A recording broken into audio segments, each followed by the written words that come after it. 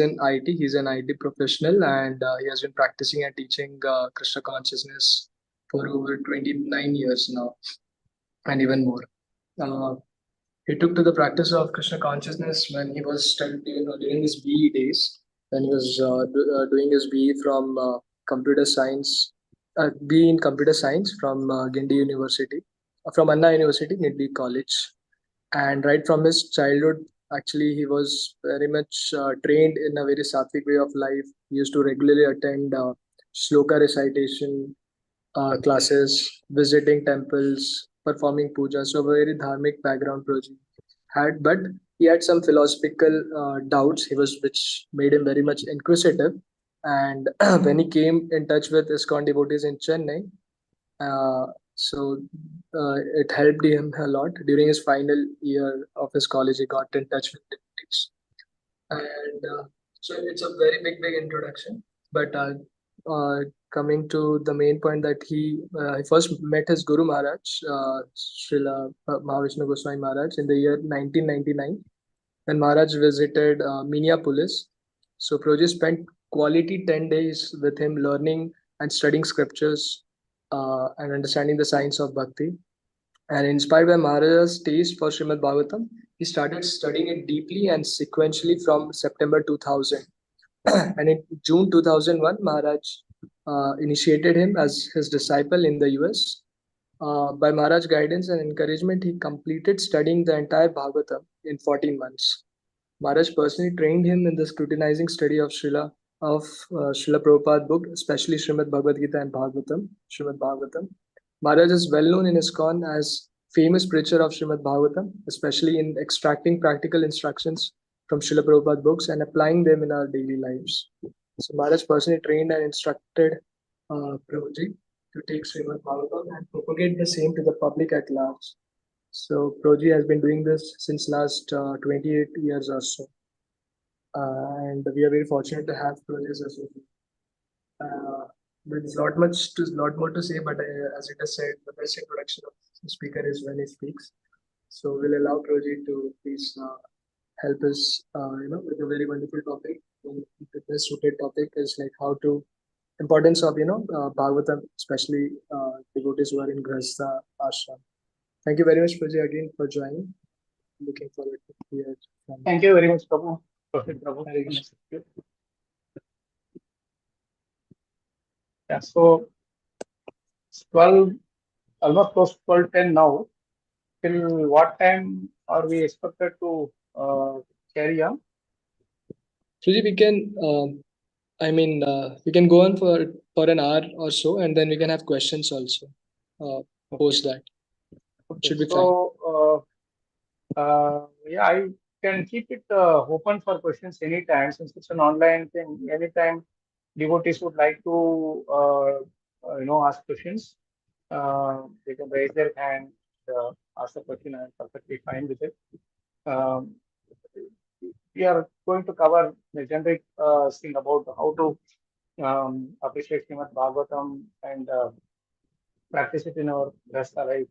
That's the topic that is spoken today. So while I'm chanting the Mangalacharya prayers, if anybody has any questions, you can type it down also, and that can also be like taken into consideration during the course of our discussion. Thank you, Prabhu Mataji. Thank you, Rohit Prabhu and Sachin Prabhu, for giving this opportunity to associate the devotees online at least. So, Krishna willing, for the next 1 hour, we'll try to focus on this topic. Om Namo Bhagavate Vasudevaya. Om Namo Bhagavate Vasudevaya. Om Namo Bhagavate Vasudevaya. Narayanam Namaskritya Narayana Narottamam Devim Saraswati Vyasam Tato Jayam Virayet Nashta Prayekta Bhadre Nityam Bhagavata Sevayam Bhagavati Uttamaśloke Bhaktir Bhavati Naistike Om Ajnanatimirandasya Dhyanam Janakalapraya Chakshurumilitam Yena Tasmai Shri Gurave Namaha Shri Chaitanya Manobhishtam Sthapitam Yena Bhutale Swayam Rupa Kadam Dadati Swapadam Vandeham Shri Guroho Shri Yutapadakamlam Shri Gurun Vaishnavasya Rupam Sagrajatam Sahavanaragunatam Sajeevam Sadvaitam Savadutam Parijana Sajitam Krishna Chaitanya Devam Sri Radha Krishna Padam Sahavanarita Sri Vishakam He Krishna Karuna Sindho Deenabandho Jagatpate Gopesha Gopicha Kanta Radha Kanta Saptakanchana Gaurangi Radhe Vrindavaneshwari Krishabhanusude Devi Kanama Panchakalpatarubhyascha Kripa Sindhubhyeva Patitanam Pavanebhyo Vaishnavebhyo Namo Namaha Jai Sri Krishna Chaitanya Prabhu Nityananda Shri Advaita Gadadhara Shivasadi Gaura Bhaktivinoda Hare Krishna, Krishna Krishna, Hare Hare, Hare Rama, Mukham Karoti Vachalam Pagum Nandite Girim, Yatrapa Tamaham Mande, Shri Guru Dinatare, Shri Paramahansavam, Shri Chaitanya Miheshwaram.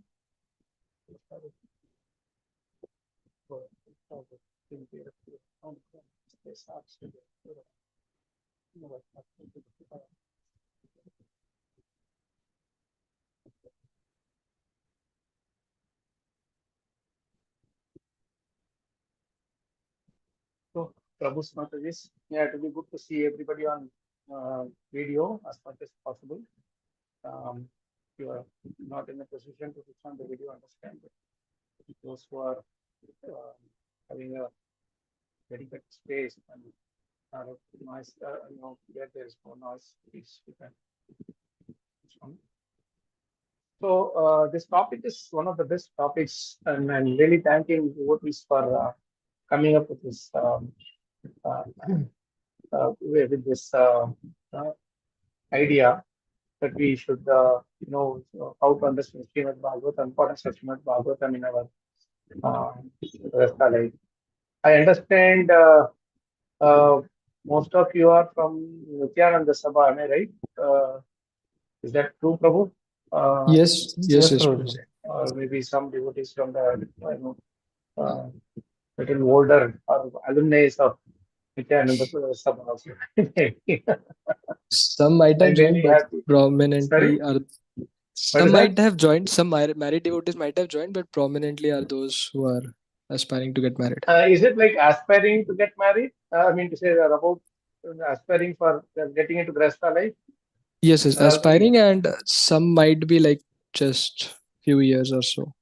Not more than that. Okay. Yeah. So those who are already married, for them it is only the continuation of marriage, right? Not that. This does not give them the license to or do one more. It's not like just kidding. It's a good thing because actually, and is it both Matajis and Prabhus of those who have joined? Yeah. Yes, sir. It's nice, no? Okay. So yeah, I just remember one beautiful joke. It's a real thing, but it's a joke in a jovial way. Parapuja Maharaj used to tell us, especially when we are in our beginning days, or some of them are getting about to get married, they have these aspirations, etc. So Maharaj was telling that the three saints in Maharashtra and Saurashtra area. First is Tukaram. So we all know Tukaram, how his wife used to be, like she will beat him. She'll be ready when he comes home. She'll be ready with the chapati roller to beat him. So when he comes, imagine you having in transcendence, doing all kinds of writing so many glorifications of Lord through the various abhangas and kathas and all that, and you then come home and ideally speaking, she should have been garlanded and welcomed for after so many centuries. Last 3 weeks ago, we were fortunate to see the Varkari, our Palki group, the group Yatra also. For someone so glorious that his Paduka is carried by lakhs of people for 200 kilometers by Yatra, how he must be glorified, right? But when in his lifetime, all he got was beatings to the chapati roller. So, so he went to Krishna, and he fell at his Paduranga's lotus feet, and he thanked profusely. Thank you so much, Krishna, for giving me such a terrifying wife that at least out of fear of her, I am coming and surrendering to my surrender process has become even more easy because of such a terrible wife. So he is one example.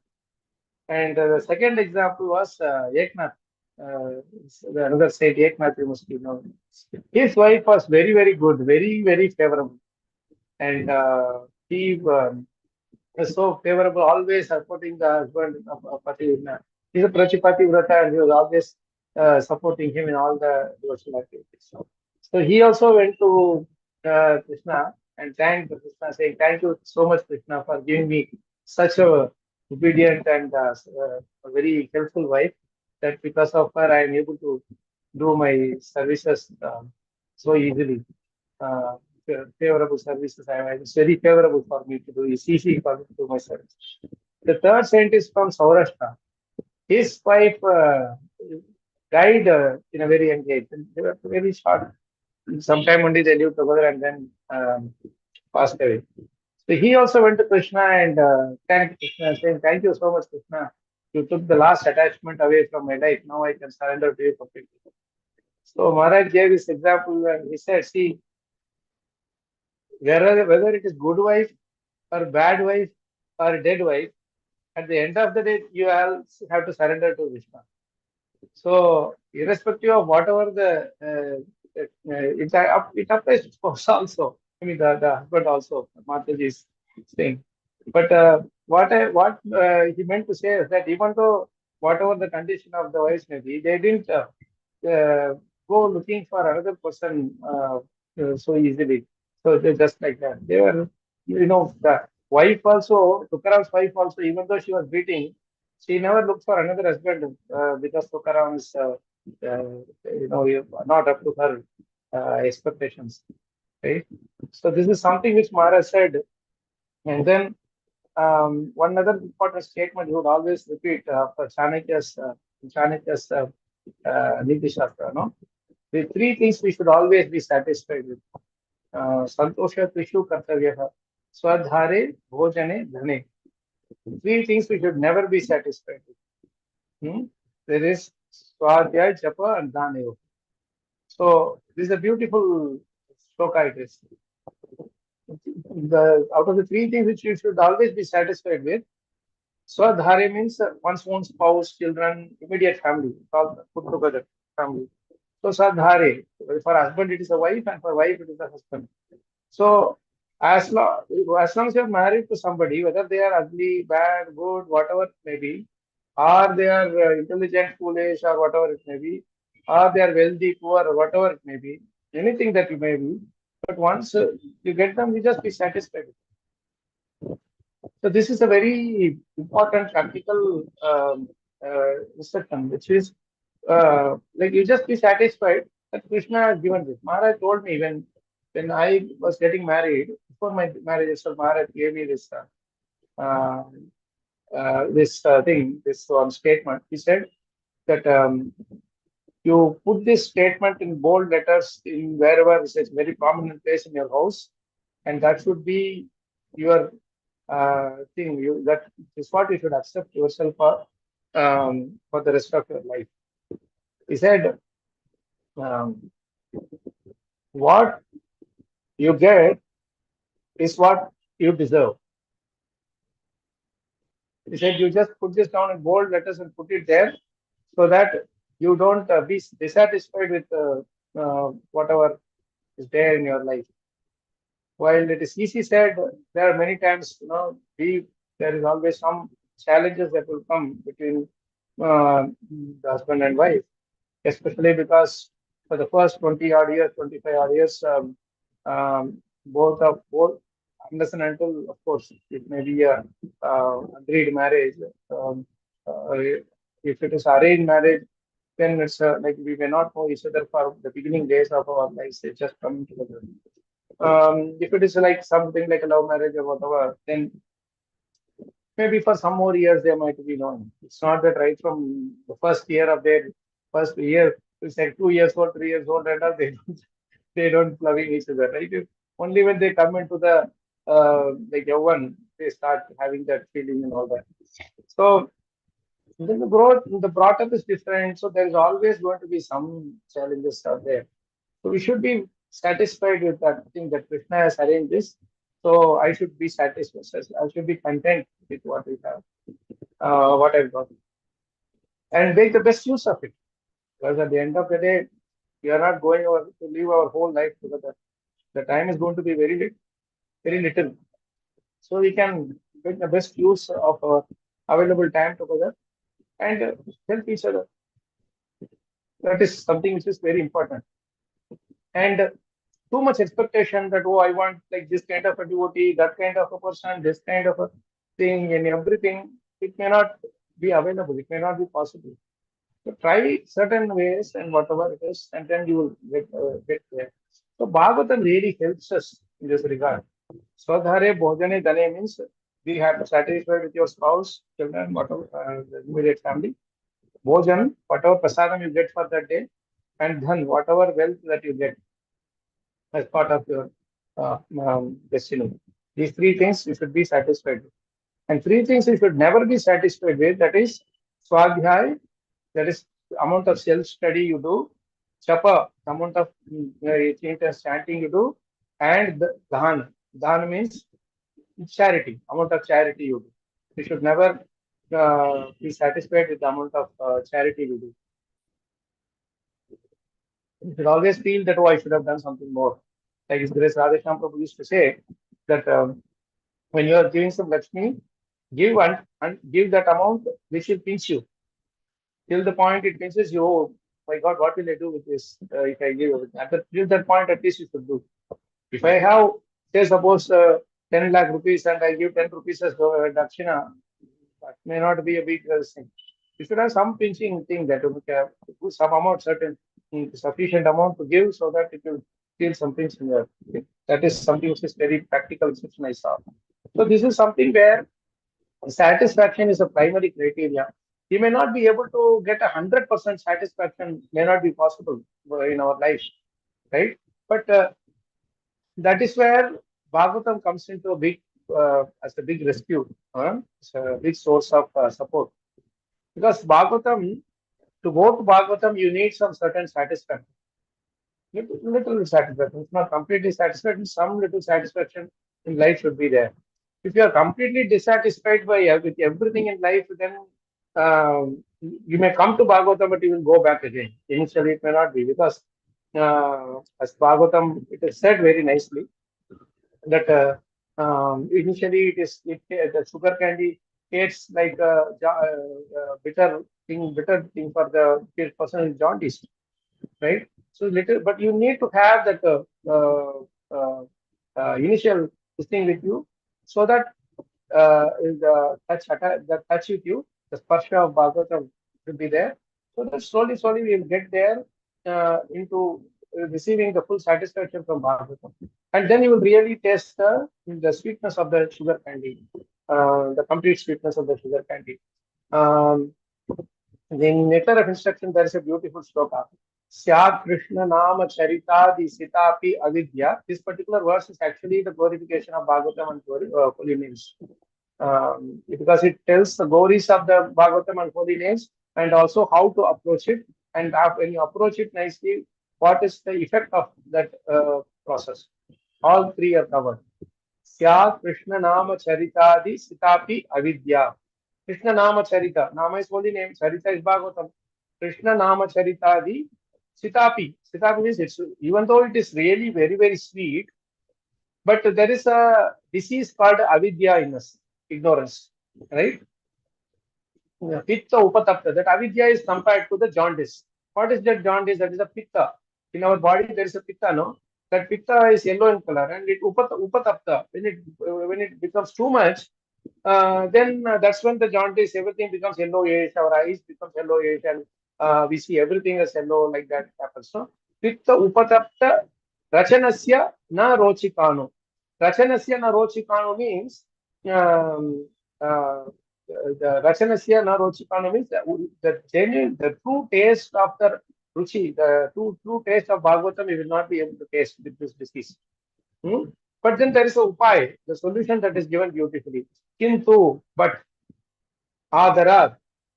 The original taste is sweet, but we are getting it as a bitter, kadwa. So how do we taste the original sweetness?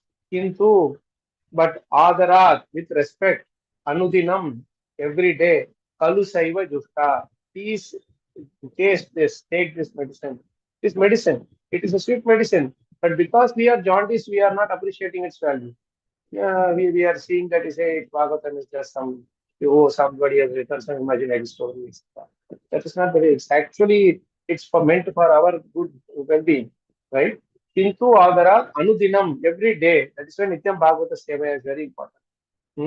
Kalu Saiva Dutta Swadvi Kramat. What it does? Swad, the original Swad, Kramat means step by step. Swadvi Kramat Bhavati. That Gata Mula Hantri. Two things it does. This process. What it does? Gata Mula Hantri means from the root it uproots the whole disease and vanquishes it, destroys it. So never to come again. The jaundice will never come again. The disease of jaundice or the disease of avidya will never come again. Second thing is the original taste of the Bhagavatam and holy names, Krishna Charita, Nama, etc., will be uh, revealed to us, and we will be able to appreciate it fully, relish it fully. So the Anudinam Adarat, these two things are very important. That is why that sloka, Nityam Nashtapraya Shabadreshu Nityam Bhagavata Sevaya. Bhagavati Uttama Shloke Bhaktir Bhavati Naitiki. So this is very important to appreciate this thing, right? This Nityam Bhagavata Sevaya. When you do Nityam Bhagavata Sevaya of Bhagavati Uttama Shloke, two things are supposed to happen. What are the two things? Nashtapraya Shabadreshu and Bhaktir Bhavati Naitiki. This is the beauty of this shloka. If any shloka that fulfills these two requirements of this particular shloka, Nashta Praya Shabadreshu and Bhakti Bhavati Naitiki, then that is a Bhagavatam. It need not be in Bhagavatam only. It can be in Chaitanya Charitamrita, it can be in any other place also. Even any other normal, the social, so many literatures are there. Even in that, if there is these two qualities are there, Nashta Praya Shabadreshu and Bhakti Bhavati Naitiki. Irrevocable, the Naitiki Bhakti is established. All the Abhadras are destroyed, the Bhakti system. This is what the two things that our Syat Krishna Nama Charita, this book also reveals. But the requirement is Adarat Anujinam. These two things we have to do with full respect, with full adar we have to do. So this is very important to connect there. And now I'll just trying to share some very nice instructions that Maharaj Maharaj, I heard from Maharaj Maharaj, Param Puja Radhanath Maharaj, and Gopal Krishna Maharaj, and many of them, Jayaprakash Maharaj, and so many wonderful stalwart devotees are there. And they were given very practical instructions about how we should lead our Grihastha life as recommended or recommended by Srimad Bhagavatam. Srimad Bhagavatam, first and also how to practice them. That's a very important thing to do. And how to bring Bhagavatam into our life and also practice the instructions, lessons given that we can receive through this great literature. First of all, if you see, Bhagavatam itself was written for Grihasthas mainly. Right? It is because even if you see in the Mahajanas, Grihasthas are in majority, Brahmacharis are in minority. Out of the 12 Mahajanas, to count them, you will see more Grihasthas and less Brahmacharis, right? And Bhagavad Gita also you take, both are Grihasthas of the highest order. One has 16,108 wives, another has 10 wives. And both of them are talking about sannyas in the battlefield, in front of the battlefield. Can you see anything more illogical than this? But the point is that they are talking about a different kind of sannyas. I'm just telling that in a light way. But they are talking about the true sannyas. What sannyas is not just a change of color or change of just ashrama. Being in the same Grihastha ashram, also you can maintain that sannyas thing. In fact, Maharashtra Maharaj used to many times tell us that even in your Grihastha life, keep a corner in your life for brahmacharya. Brahmacharya does not mean I will not touch girls. I will not like that. Brahmacharya actually means being chaste to Bhagavatam, being chaste to Krishna. If you are chaste, just like a wife is expected to be chaste to the husband, and husband is expected to be chaste to the wife, the same way we are expected to be chaste to Krishna. And Bhagavatam and Krishna are not different. So when we are chaste to Bhagavatam, in other words, we are following the instructions and we are attached to Bhagavatam in the true sense of the term, in the real sense of the term, then that is what is chastity all about. We respect and we surrender to that, Srimad Bhagavatam. Right? At the same time, one important thing we should note, because you know uh, what you think when you are 20, 25 years old will be different from what you think when you are 40, 50, 60 years old. I have gone through that phase also, and many of our senior Vaishnavas have also gone through that phase. So in the beginning, everything will look very, very uh, rosy, and with a lot of expectations, and so many things will be there. You can have it, but Krishna and the form of time has its own way to guide us along. Some of them might be satisfied, some of them will be against our expectation. And so we will go through a roller coaster ride, definitely. But just like you are enjoying the jolly ride in the roller coaster, if you also take a um, approach yes, I am being guided by Krishna and in the form of a spiritual master, Srimad Bhagavatam, then even unfavorable situations you will take advantage of. Like say, for example, Parikshit Maharaj, everything was perfectly all right. Suddenly, one small turn of event and the whole thing turned upside down. And but how he took that situation favorably, right? Vidura was so much he was serving the Kauravas, so much he had to serve this Dhritarashtra, Duryodhana, and all these people. But one small instance, and Duryodhana kicked him out. But he saw a favorable situation there also. So he, instead of blaming or cursing Duryodhana and Dhritarashtra, he actually thanked them from within. So there are many times in our Grihastha life, it is something which is very important to note, because when you are before our marriage, Maharaj used to tell you something very interesting. Maharaj used to tell us something very interesting and very practical it is. You say that when you are getting married, you say now you have got two sets of fathers and mothers. He never told us that you have a father and you have a father-in-law. He used to say that now you have to treat both of them, two fathers and two mothers. Both the boy and the girl, he will say this one thing. And you tell now that many of your decisions, it's not independent decision that you can take. Certain things which you should take, which has its impact on the related people. So you need to, and when the children come, there is a even more deeper connection is there. And so Bhagavatam gives us a very beautiful perspective of how the married life can also be very successfully handled, provided provided we take things in a practical way. The instructions of the Srimad Bhagavatam, and approach it more practically instead of being too idealistic about our life. Because in the beginning days, there will always be this idealistic approach to family. I have to be like do all this thing as per what our Bhagavatam says, 100% should be there, etc., etc. then that is one side of the thing. Or other side is like they'll be really fired up till the brahmacharya ashram, and as soon as they get married, the whole thing will be like they will go to the other extreme of enjoyment, whatever. So that is also there. But one thing we have to always understand that even little bit you have tasted Mukunda Sevi Anyavadanga Sanskritin Smaran Mukundangri Upabhuvanam Punar Pihatu Mitchen Narasagraho Janaha. Beautifully said in Bhagavatam that Pihatu Mitchen Narasagraho. You will never want to leave.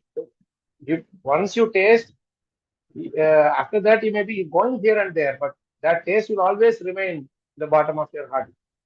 Anytime again you'll come back and take up from where you left. So there is always some positivity that we should have in life. And Maharaj was always been full of positivity. He was always trying to give us that, the positive side of things, like even in unfavorable situations. So, like I said, Bhagavatam is meant especially for those who are in the Grihastha life, those who are taking to Grihastha life. Of course, it has instructions for those who are staying as brahmacharya, sannyasi, the other two, the three ashrams also. But predominantly, the instructions or the discussions goes between uh, those who are in the householder life, Grihastha life. Hmm? Because that is what more than 95, 99% of this world is full of that, right? So if you don't give instructions for them, then who will be you be giving instructions for? This will be totally impractical, this subject matter. Correct? So it's very, very important to understand this point that Bhagavatam is primarily meant to for listeners. And for them to come to Krishna consciousness, for them to lead a peaceful, happy life by being under the shelter of Krishna. Right? So it's such a beautiful subject matter. That is why Narad Muni, even though he's a brahmachari or he's a monk, he goes to all different kings and other people, and they are grahasthas, and he inspires them in Krishna consciousness, inspires them in devotional service, right? So this is something which we should take it up seriously and understand it in the right way. And the Bhagavatam gives instructions, both the do's and the don'ts. Right? For example, it gives through the example of Dhritarashtra how householder should not be so much attached that he is willing to do anything and everything to safeguard his personal desires and ambitions. Right? So that is where you will see that the reality of the world is revealed. I will share this sloka with you. This is that 113. 113, I think 16 or 18. 113. Evam Grihastha Sultana. 113, 17. Yes, 113, 17. It's a beautiful verse. I will recite this verse. See, this is Vidura's instruction to Dhritarashtra. When Dhritarashtra was so much attached to his kingdom, his all that stuff, is being given this advice, strong advice by Vidura. Evam griheshu sattanam pramattanam taditaya atyakramad avijnatah kalah paramadustaraha. See, this is such a practical, powerful instruction which is applicable to all of us, irrespective of we are in devotional service or not. This is a practical, it's a very, very strong verse, which is 100% practical. Insurmountable eternal time imperceptibly overcome those who are too much attached to family affairs and are always engrossed in their thought. This is a beautiful point. Insurmountable, imperceptible eternal time. This we have to understand. Whether we are in whatever ashram we may be in, but time has its effect on us. And especially when we are in Grihastha life, we are so much absorbed in doing so many things. Oh, I have to do this, I have to do that, I have to get a house, I have to get a car, I have to do this, I have to do so many things we have. that all of them take control of our mind, and we don't understand that we are leaving this life world very soon. Time is passing away so quickly, imperceptibly. It's such a beautiful insult of eternal time, imperceptibly overcome those who are too much attached to family affairs or always engrossed in materialistic thought. This is only for those who are too much attached to family affairs. But what we have to understand is that for devotees, this is not that way. For devotees, it is, we have to see the practicality of this verse. This was advised to Dhritarashtra, who was too much engrossed in his ambitions and material ambitions and willing to do anything to achieve that ambition. But this was not given to Yudhishthira or Arjuna or Prithu Maharaj or Parishit Maharaj, etc. You understand? When you are a devotee, then this time doesn't have its impact on us. When you take to devotional service seriously, it means not only that, oh, I will do only seva to Krishna, I will not care for family. That is the biggest illusion that we are in. The moment we are married, everybody who is dependent on us, we are responsible for. So if it means that there are sometimes the service I need to take a break, we need to take a break, and we need to attend to the family members. Children are there, or our parents are there, our wife is there, they need some attention, whatever. They have to be attended to. We cannot take this thing literally and say that, oh, no. I'm too much, I cannot be too much attached to family affairs. No. And the second thing is the devotees do is Krishna will take care. I am now engaged in service. Krishna will take care of my wife. Krishna will take care of my children. Krishna will take care of my parents. This is carelessness hidden under the name of surrender. This is not detachment. In fact, Maharaj used to warn us, detachment does not mean carelessness. Detachment being more careful in your prescribed duties. It is very, very important to note this. Right? Whether it means that you have to work hard, even if you have to travel 40 kilometers to get the Lakshmi for the well-being of the family, you have to do it. There is no option. That is why I will tell you one shloka where Prabhupada gives a beautiful revelation for this word kutumba. When we say kutumba, what do we say? Kutumba is a Sanskrit word. In Hindi also, I think the same word is there. In many other of our languages also it is there. What does normally kutumba mean?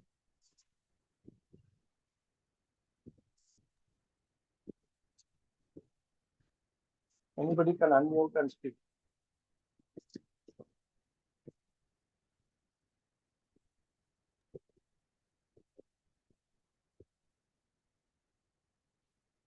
What does normally kutumba mean? Somebody is typing up. Family, someone has typed. Family, yeah. This is not a very rocket science question. This is a simple question. Right? Kutumba means normally we say family, correct? Yes. And that is what everywhere it is used. Many times in Bhagavatam you see this word kutumba. Prabhupada translates it as family. But you take this verse 1:9:39, and in that verse also, it is Bhishma Dev's prayer, and in that verse also this word kutumba is there. Can you see what is the word to word meaning that Prabhupada is giving there? That will not be revealed in the translation, but it is a beautiful revelation is there in the word for word synonyms, word to word meanings. What does Prabhupada say there for kutumba? The object of protection at all risk. Exactly. This is the Bhagavatam understanding of family life. We cannot scoot away and go that this is not my family, family is all Maya. We take shelter of Bhagavatam whenever it is convenient for us. Right? When I want to shirk away my responsibilities, I will take shelter of something here, there, whatever, and I will do it. Here what Bhagavatam says, Kutumba means the object of protection at all risks. Krishna protected Arjuna and his chariot from all risks, giving up, in other words, even at the risk of losing our life, we have to protect them. That is what Kutumba actually means. Right? Parishit Maharaj protected his family at the risk of his own life. He did not let his family suffer. Sudama did not let his family suffer. Ambarish Maharaj did not let his family suffer. Ranchideva did not let his family suffer. They all did so much austerities, but they did not let the family suffer because family may or may not accept, they may not be having the same level of thing that we have, or maybe they will have more sometimes. So we have to be appreciative, encouraging, and cooperative with their flow. We have to go with that flow. At the same time, our sadhana has to be 100% strong. If our sadhana is very weak, how much ever you may be in your taking care of family affairs, you will not still be satisfied. Whereas when our sadhana is strong, even if our family is not so favorable to Krishna consciousness, still we will feel satisfied. So we will distinguish the both. We will not see them as a, hey, this is not, they are not having taste for devotional service, I will not serve them. That is immature thought. They have come in your life. You have brought them in your life. It is your decision. How can you say that hey, they are not devotees, I cannot serve them? So they mature devotees will see that irrespective of whatever they are, I will have to serve them. Mature devotees will not force others to take up devotional service just because you like it. Because they like it, just because they like it, they will not force it upon others. By their inspiration, they will encourage others to, by their actions and by their behavior, they will encourage others to take up. That's the best way of bringing somebody to Krishna consciousness. You may speak, but you are speaking if it is with the expectation that the other person should become a devotee, it will not work. Especially for those who are very close to you, right? Those who are too familiar with you, they will never listen to your words. This is a standard thing for everybody. I am sure every one of you will agree to that. Suddenly, one fine day, you become a devotee and go to your parents and you say, some parents may take it, but 99%, you go and tell them, they will say all these things we know by much before you are born, so don't preach to us. Right? They will still see you in a different way. And you are doing everything hanging upside down to make them change their perspective, will not change. You just be yourself, Krishna will arrange one day for them to change. That's how it works. Right? So this is very important to note that how Bhagavata means behavior. Bhagavatam itself means behavior first. So if Bhagavatam instructions are brought, lessons are brought into our life in the form of our natural behavior, then it will not have any adverse impact. And in fact, all unfavorable situations also are become favorable by the mercy of Srimad. Got it? So this is something which is very important to note, that how this verse is about the importance of time. Right? I still remember uh, when I was getting married, and I think 1 year was over. Um, I remember I called Maharaj, my Guru Maharaj, to get blessings from him. So he was, I think um, I was in US probably that time, and Maharaj was in Juhu. He was there in Radharas Vihari Temple for a teaching program. So I called Maharaj, and he was in his room and said, Maharaj, I need your blessings. It's 1 year of our wedding anniversary. Maharaj said, oh, no, so nice, very nice. Time has passed, run so fast. It's just flying. I thought it was just some few weeks before you got married. Already 1 year is over. And while Maharaj was talking like this, in the background, the beatings, the beats, the drum beats and all they do for a marriage procession. So it was probably going on in the street, and I could hear it over the phone. I asked Maharaj, what is this noise? I mean, I could hear in the background music. And Maharaj said, oh, that music, I think somebody is getting married. Today some marriage is going on. And then he told me, don't think that you are the only one who got married. There are thousands of people who are getting married, and all of them have their own chakra to go around. So it is you will very soon you will become old, and the wet leaf, the green leaf will become dry leaf, and that's it. Time will end. So this particular verse 113:17 is to highlight the importance of time in our life. If you waste it, we don't use it, we lose it. If we waste it, we lose it. Ayushaha Kanayekopi na labhya Swarna Kotibi. We cannot get it back. So in a Grihastha life, we should lead a life which is, first thing is studying our own sadhana. It's very important. Chanting our regular swadhyay, and being helpful to others. It's very important. Charitable thing. These three are very important. We should never be content with the amount of things that we do. And apart from that, the karunyata is very important. When we just simply having a strong sadhana alone is not enough. We need to have some seva bhav, like see others and try to help them also, if they are in difficulty. Whether it can be financial or spending time together. That is very important. People will just take money here, money there. That's okay. Anybody can give money, but not everybody can give their time. So we give our time to others without any expectation and try to help others. It's very important. And our own lifestyle should be an inspiration for others. Not that I try, yes, my life has to be an inspiration. No. Just naturally you lead a life which you are peaceful about it, satisfied with. The situation may be favorable, unfavorable, whatever.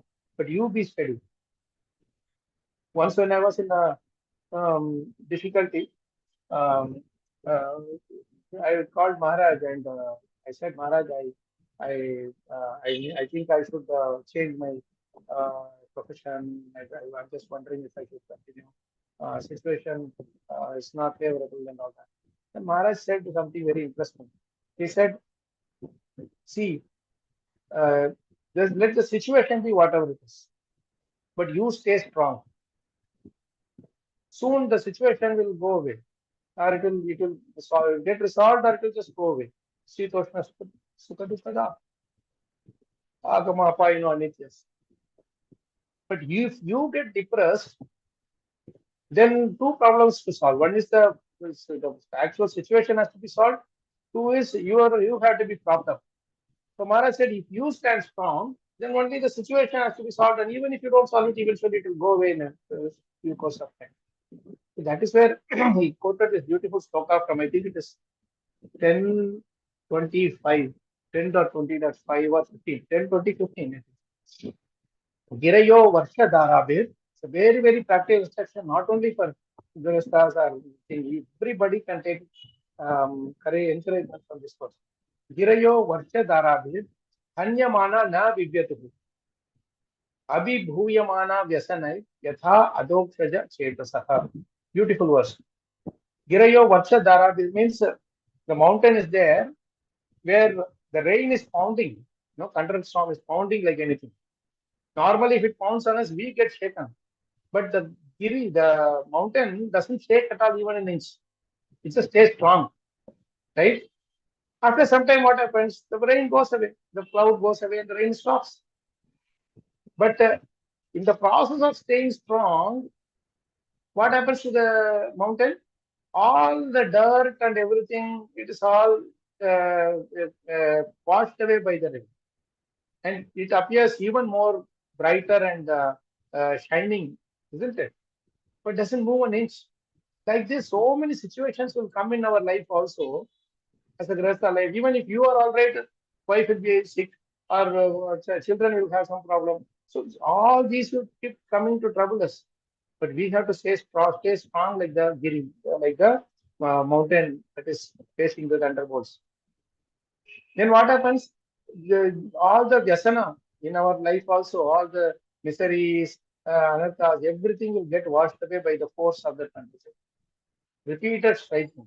So repeatedly we get the dukkha. Again and again we get the dukkha. So that dukkham, tadapi dukkham, right? one problem will come, on top of it, another problem also will come. But we should follow a Bhagavatam way to approach these problems, solution to these problems. Any material solution or anti-spiritual solution will not work. Material solution is to approach it patiently. Hmm? When you face certain situations, we should approach patiently and with perseverance. I think I see a question here.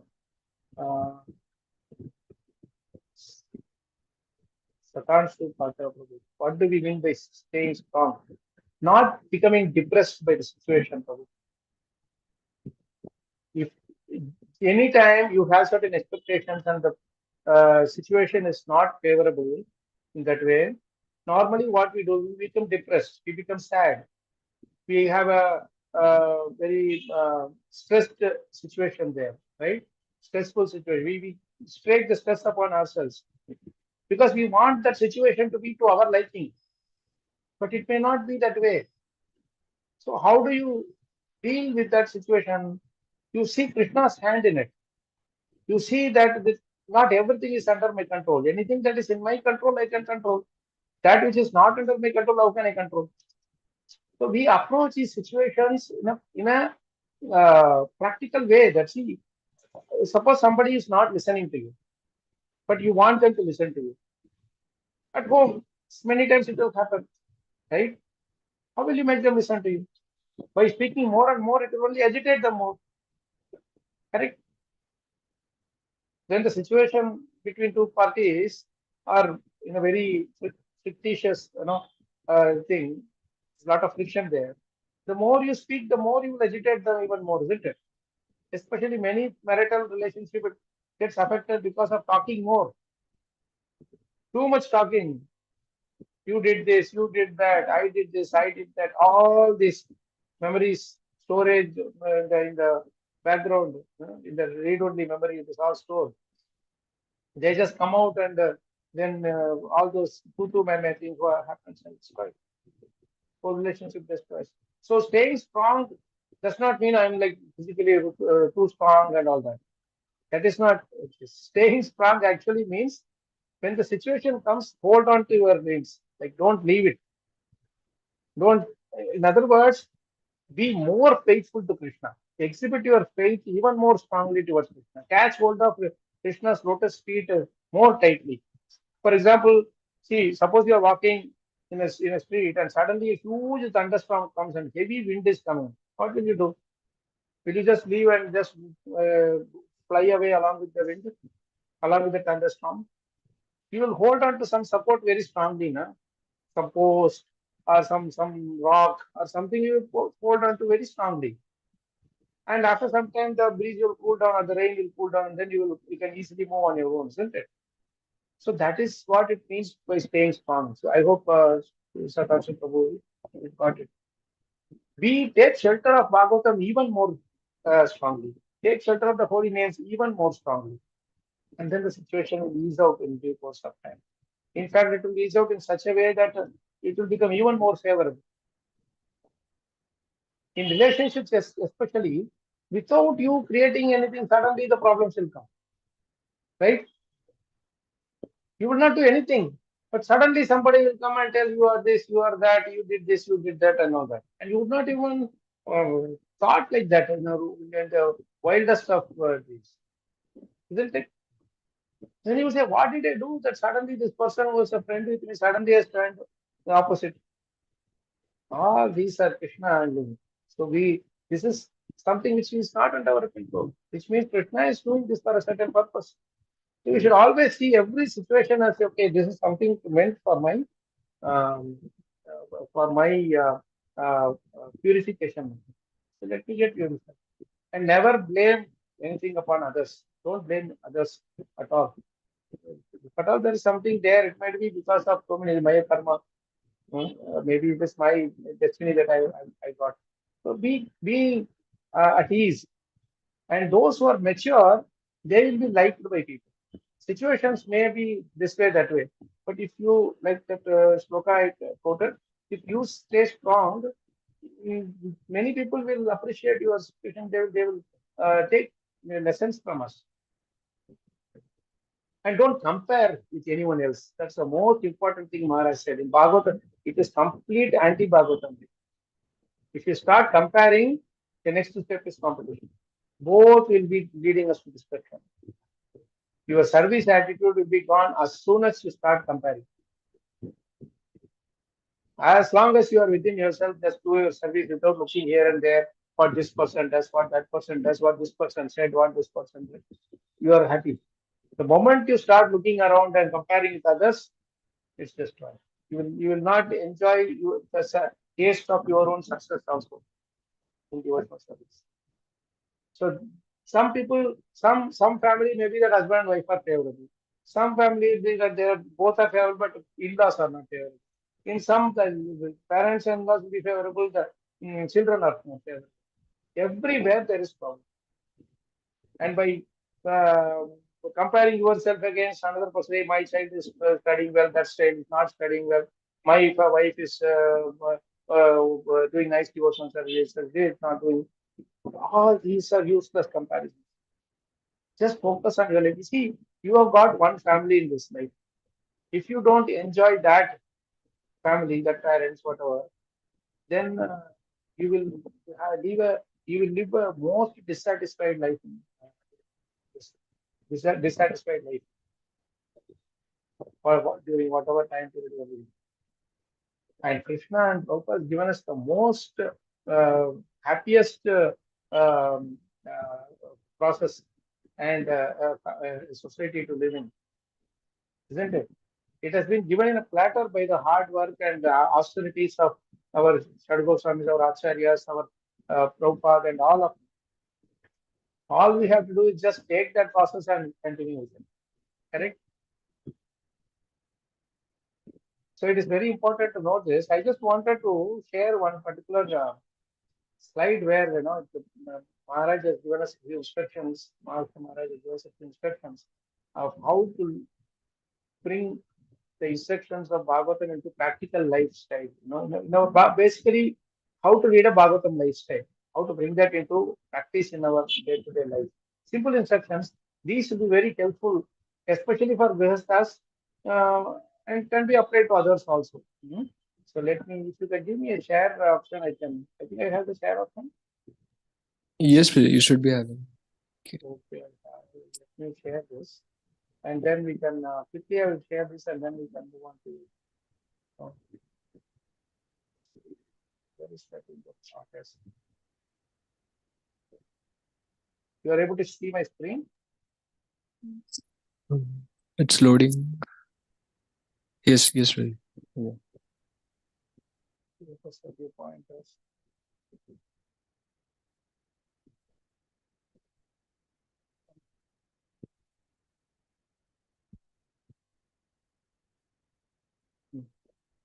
I hope you are able to see it now. Blank screen is there, no?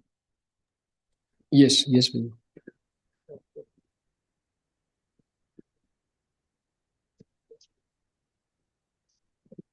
So the first instruction Maharaj gave us for a peaceful Grihastha life is that we should never have loans in our life.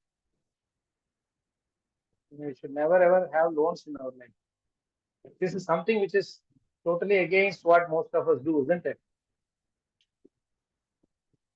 The first thing we do the day we get our first salary, we go and get a EMI, right? And then for the rest of our lifetime, we have to lead a very, such a dependent life we have to lead. Because you have to do EMI, anything and everything the employer says you will accept. And so we don't have, everything is driven by the EMIs that which you have. Maharaj said, if you are loan free, you have a stress free life. Tomorrow, if the job goes also, you don't have to worry about. At least you will have something to for the basic things can be maintained, right?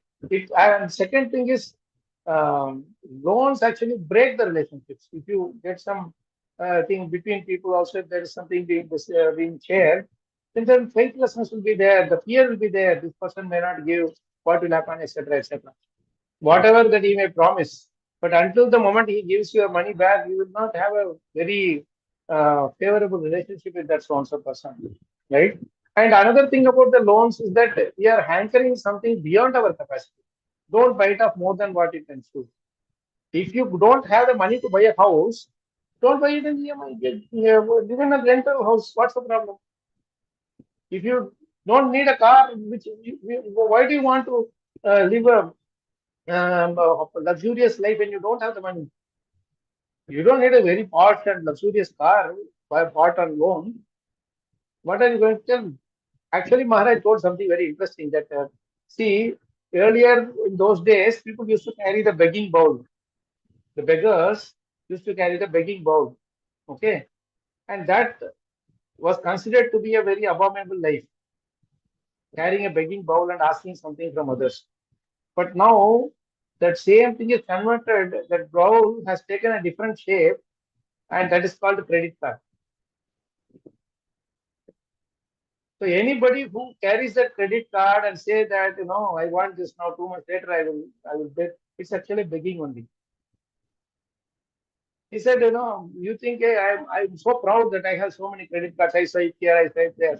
But actually it is begging. You are not having the money, you are asking someone else to give the money for you to enjoy, so that later you will give it. Even if you give it that money back after 2 months also, still for the 2 months you are indebted to that person. You are involved. You cannot live life like that. So have a satisfied life. Be happy and satisfied with what you have. This is a very, very important instruction for us to follow. I never took loan in the entire life, in my entire life. And when I had to take a bike, I earned and some savings I had from my thing for a few months, and then I bought the bike, first bike. When I had to buy a car, I bought it full amount only. I never bought it with the EMI, this much I will pay, that much I will pay. All those are jumlas.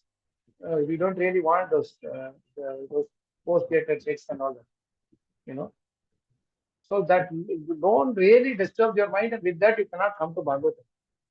So please remember this. These are all the things which we should understand and appreciate from the lessons of Bhagavatam.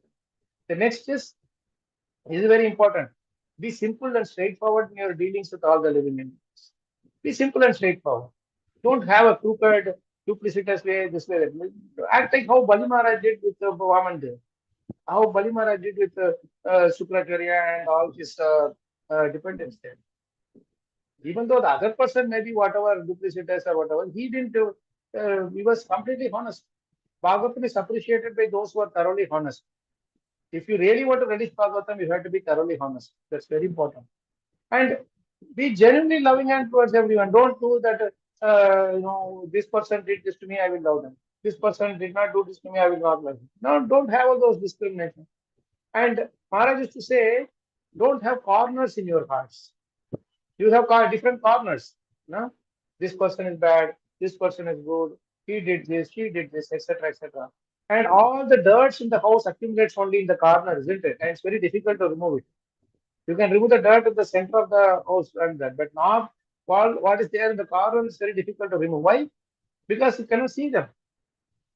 It is not so much visible. So all these dirt that are getting accumulated in the corners, it disturbs our mind. Sorry, Sachin Prabhu, you have something to say? Yes, Prabhuji. So regarding this point where you are saying we should not have corners in our heart, but based on our experiences, like we are sometimes some devotees we have very good friendship, not just devotees, even those who are not devotees, and some we have some bitter experiences. So we may not hate them, but we don't have such relationship as with our friends. So these are like corners only, right? So is it bad to have such things? Well, it is, but you have to give it some time for us to be naturally mature. Ideal endpoint is for us to have a very nice, favorable disposition towards everybody. Even Prabhuji, those who hate there us, is sorry, there is some thudding voice I'm able to hear. Is it good for everyone? No, it's sorry, little vibrating, Prajay, your Ah, voice. your voice. Sorry, bro, what is that? Voice is little vibrating, Prajwin. It's not very clear. My voice? Yeah. It was good so far, but No. yes, little on a lower side. But yeah, please speak, Prajwin. Is it okay now? Is it okay now? Yes.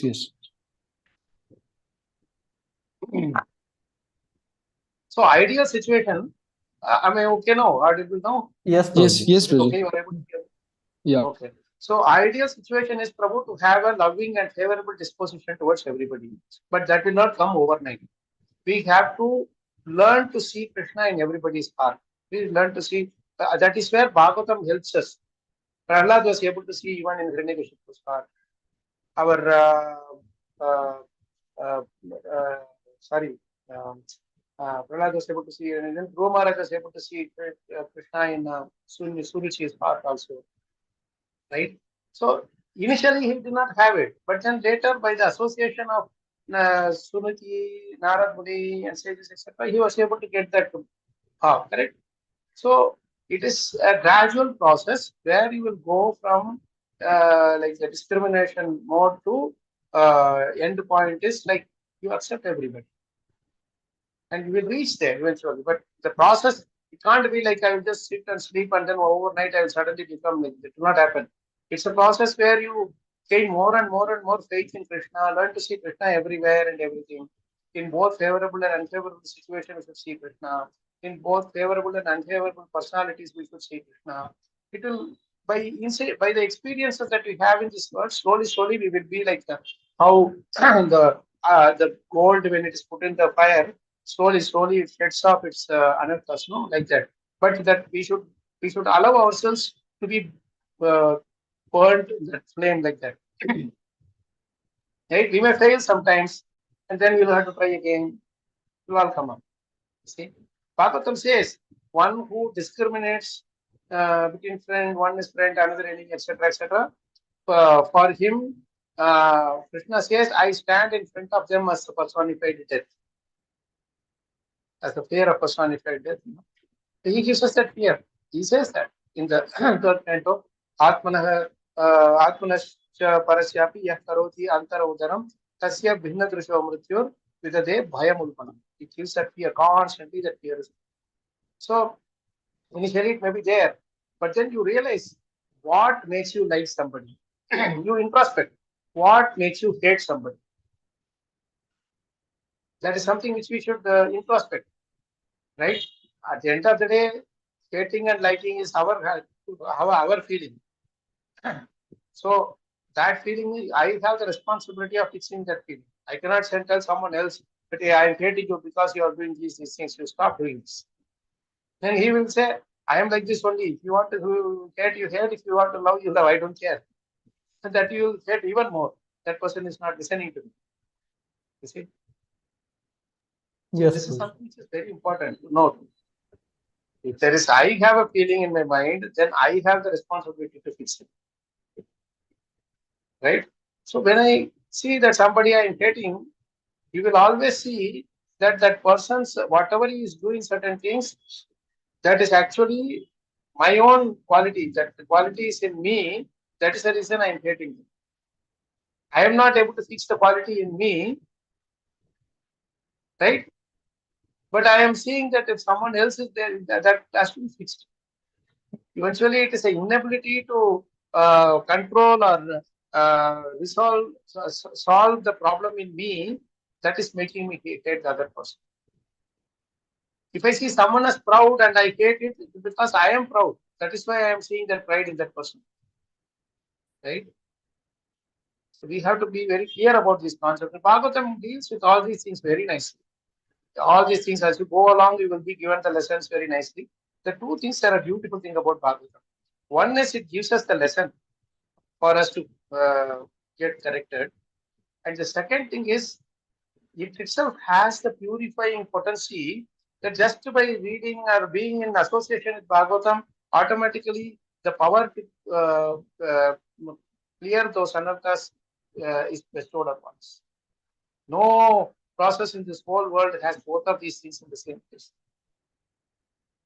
You can try and check out. Okay. So Yes, go sir. to the next one. Yes, Prabhuji. Thank you so much. Right.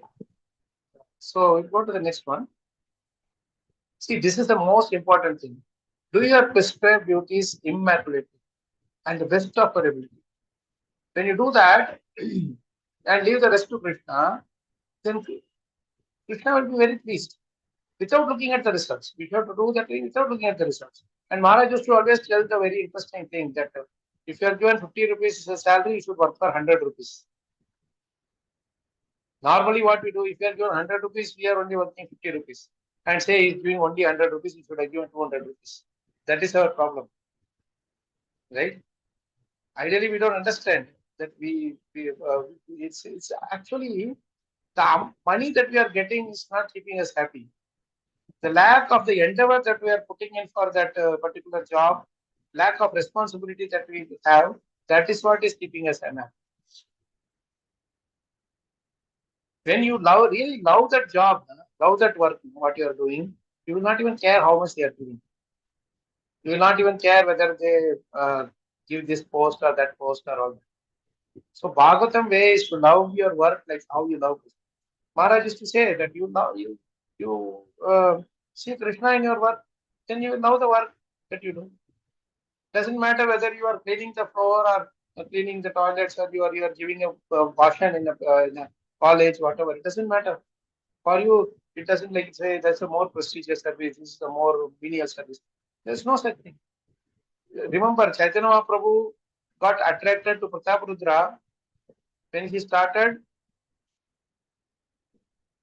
sweeping the floor for Jagannath Prasad, correct? Until he was thinking that I am king, Chaitanya Mahaprabhu didn't care. So we have to understand any service that we do, if we do it for the pleasure of Krishna, that is all that he is looking for. Guru and Krishna, right? So the next one, this is very important. Minimize the artificial necessities. Nowadays, we are so much attracted to gadgets. Even if one gadget is working already, you still want to say this is much better. Some feature is yes. 10 phones they will have. Why? All of them are working. Why do you need 10 phones? And in that phone also there are so many brands. All you're not going to use all those features, but you still want it. These are all mind illusion, and this is unnecessarily wasting your money, right? And we don't get too many mechanical equipments. Try to do activities physically, right? When you actually wash the clothes in hands, that itself is an exercise. What we do, we put the clothes in the washing machine and run to the gym. Not only run to the gym, we actually drive by car to the gym, go there and stand in the treadmill and run for 1 hour in that same place.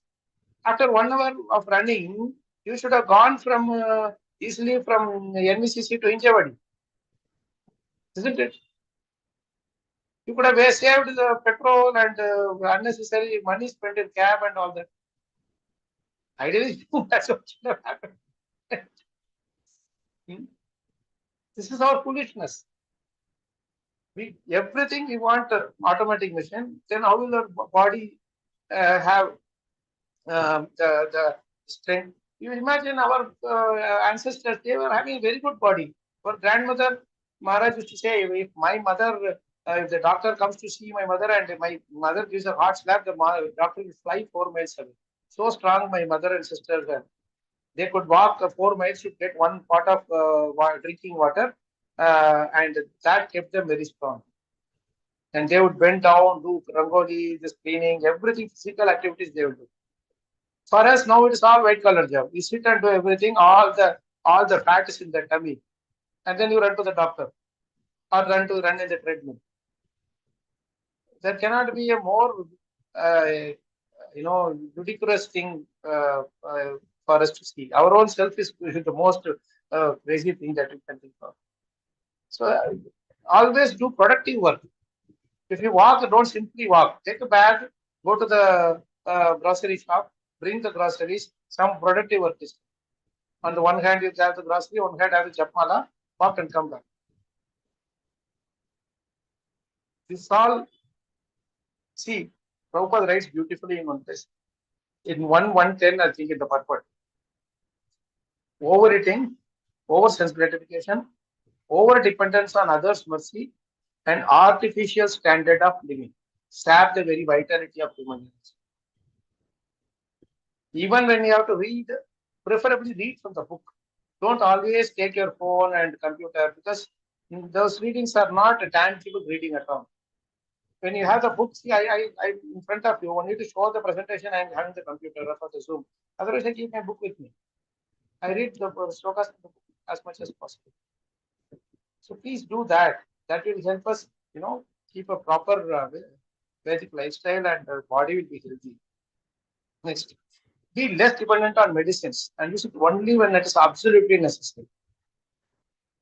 Our body has a very natural ability to cure. So auto cure is there. When you give the sound vibration in the form of holy names, Bhagavatam, Chaitanya Charitamrita, Bhagavad Gita, then automatically that is the best medicine. Aushadhi. Aushadha Manobhirama. Right? The more you get attracted to the artificial medicines which are forced upon us, the more your body will be dependent on it. For small headache and stomachache also, you run to the medicine shop for some medicines. If you have some bone breaking, some major serious issue, go to the hospital. But not for small things. That is such a ridiculous thing. These are all things which will help us very favorably to take up Bhagavatam in our devotional, in our Grihastha life. So the next one, this is important. We already discussed about this. Wasting time is the greatest crime. It is the greatest crime that we do. Then we lose the time, then that's it gone. Every breath somehow or other use it in Krishna's service, indirectly or directly, whichever way, right? But that should be utilized. We always remember, Nishwase nahi Vishwasaha. Don't have faith in your swas, Nishwas. Anytime it can stop. We think that my swas is there, it will go on for another 50 years. No, anytime it can go. The next is very important. As Grihasthas, we have some facilities, some Lakshmi, whatever. Genuinely feel others' sufferings. Otherwise, we cannot, our Grihastha life will not be meaningful at all. Don't only feel those who are friends with you. Feel everybody is suffering. Everybody has something or other. And to the best of your ability, please try to resolve it in some way or other. Give them the touch of Krishna. Talk to them. Give them some consolation. Your preaching means it should reach the heart. Maharaj used to say the word preach has reach. So your preaching should reach the hearts of the listeners. And the most important thing is to give fearlessness to others. Right? If you give fearlessness to others, there is nothing, no greater charity than that. You can give Lakshmi, you can give some prasadam, whatever. But at the end of the all, bottom line is to give them fearlessness. The ultimate fearlessness is to give them the shelter of Krishna. Abhaya Charan ka shelter, right? So that if you give them, if they are attracted to that, there is nothing like it. Next, there are only 2 more points. We'll cover it quickly. This is very important.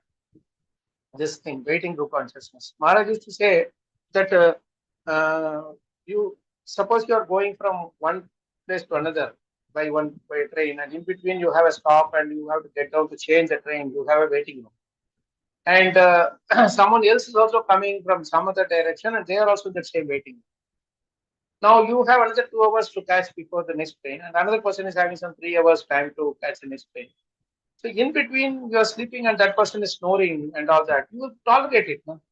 You will not go and fight with him. Hey, come on, I would be 2 hours with me. Why are you snoring? I didn't have sleep. Or why this person is taking bath and making noise. All these things you will not do. Or why he is eating in front of me. I'm not. I don't like this dish. How can he eat in front of me? All these things you will not do. You have some patience. Only 2 hours. Dharmashala consciousness it is called. Only 2 hours. He will go in his direction. I will go in my direction. So if we have this kind of a attitude towards the living entities, it helps in our building our relationship also in a favorable way. Even if they are unfavorable, we can feel favorable. Second thing is our Krishna consciousness also will go smooth. And we will be very broad-minded. Anyway, it's not going to stay with you. Let me give it to that other person. And I will not be envious of others' prosperity also. right? You understand that they are also living in this world where they are going to die. If I look at someone's bungalow and becomes envious, that person is also going to die. Even if suppose that person says that, okay, sir, you are envious of me. I want to give this house as a gift to you. How long will have this how that house with you? You will also have to die, isn't it? It's a very important thing to note here. That waiting room consciousness is more important to come before uh, developing the Krishna consciousness. In fact, waiting room consciousness helps us develop Krishna consciousness even faster. Next, this is a very, very practical point. Prasadam may be free, but stomach is yours, Maharaj will say. Don't dump it just because it is free. At the end of the day, you have to suffer with the stomach pain for that. Eat simple and healthy prasadam.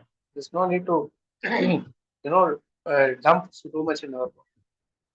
And another interesting thing you would say is that the more time you spend in kitchen, the more time you spend in the bathroom. It's very true. So many different dishes you do, and then you will have indigestion, you will have some stomach upset, and you will be spending so much time in the bathroom. So it's a very important thing because through prasadam only we are taking everything inside. If we see prasadam as Krishna's mercy, then we will not unnecessarily, just pour so much. We give it to others because we want everybody to enjoy Krishna's mercy. Last but not the least, have less foam in the form of furnitures and other equipment. We have so many sofas, this, that, beds, and everything. The more foam you have, the more you get back pain, the more you get neck pain, back pain, and neck pain, and everything will come. Because our body needs more, what do you call, hard surfaces. We have thick beds. I mean, say the hard beds, not the soft ones where you jump, where you lie down and it goes all the way inside. Your pain all will start and you will not have a peaceful sleep also. So we have very less foam and other unnecessary electronic equipments and all those artificial things. Avoid them and keep minimum things only. Have more space in the house. Nowadays, it's very difficult to get a wide spaced house, right? So whatever you have, keep it minimum. Sitting on the floor is the most healthy way to do. And then whatever items you have, keep them organized. If you keep them organized, the books and your other items and everything, you know where to get it from. So when you keep them organized, you save a lot of time. Suppose I bring the book. One day I keep in hall, another day I keep in the bedroom, another day I keep in the kitchen. Like this, if I keep everywhere, suppose I have to find out, I have to go to all these rooms. If I keep in the same place exactly, then I don't have to worry about it at all. I can take it from there anytime. So please, these are all looks like very simple things which we have heard or whatever. Some of you might have be thinking that it's something different, but for us to live a Bhagavatam lifestyle, these are very important. There are many more such things, but I wanted to keep it to a simple, and also to keep it, just enough. So that these things itself to follow, it will take a lot of things. When you do these things, actually, your Bhagavatam you will be able to relish Bhagavatam even more. And Bhagavatam, you will have, whatever you give also will be very relishable for this, right? So much to share, and but I want to keep it here with this thing with one verse which is very important, which Prabhupada really put his heart and soul in giving the purpose there, was the expression purpose. You'll see this verse and we will understand these two verses actually there, 1:5:10 and 1:5:11. With that, I will get two questions you can ask. नयद्वचश्चित्रपदं हरेर्यशो जगत्पवित्रं प्रगुणीत कर्पिचे तद्वाय संकीर्तमुषन्ति Mansa नयद्रहंसा निरमन्ति शिक्षया. If you see the translation, word to word is very sweet, but I am putting due to time constraint. Those words which do not describe the glories of the Lord, who alone can sanctify the atmosphere of the whole universe, are considered by saintly person to be like unto a place of pilgrimage for pros. Since the all perfect persons are inhabitants of the transcendental abode, They do not derive any pleasure there. In this verse, the words Jagat Pavitram is very important. If you understand this word Jagat Pavitram, it is beautiful. It's actually the which here you have to relish every single word that Prabhupada is given. See, Prabhupada is saying atmosphere of the whole universe. Right? He didn't say air of the whole universe. He didn't say water of the whole universe. He didn't say fire of the whole universe. Right? What is atmosphere here? Atmosphere is not material. Atmosphere is not physical. Atmosphere is anti-material. Right? Like, the moment you say, hey, when Maharaj comes, the whole atmosphere changes. Don't we say that? When so many devotees come, the whole atmosphere gets transformed into spiritual. How do we say that? Because atmosphere is actually related to the heart. If all pure-hearted souls come together, then that atmosphere will also consciousness. Atmosphere is related to the consciousness. You understand? So the way we think, the way we our everything is put together as atmosphere. That's why this word I tell that this word atmosphere is actually atmosphere. Atmosphere has become converted to atmosphere. Because it's a spiritual, the sphere around the Atma is our atmosphere. So it's the only live and pure thing in our body is Atma. And so when our heart, we are able to, keep it pure, then people around us will have such a beautiful transcendental atmosphere. How Prabhupada is able to create such a transcendental atmosphere around him? Because his heart was so purely connected and surrendered to Krishna and his Guru. That is why he was able to inspire so many others. So Jagat Pavitram Prabhu. And so like discussions, right? The next verse is connected to that, right? Tadva visargo janathaga viplavo yasmin pratishlokam abaddavatyapi namanyanantasya yashom kitaniya shrunvanti gayanti drinanti sadavaha. See the beautiful translation. This translation itself, Maharaj made us by heart. These two translations.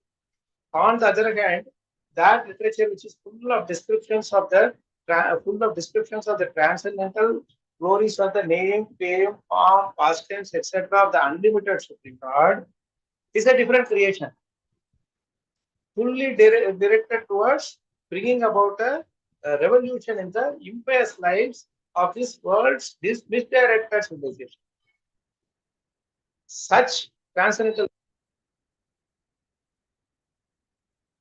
purified men are only constant. How beautiful this translation is. Nobody can decipher this translation, or nobody can understand how Prabhupada translates. It's the longest line in this entire Bhagavatam.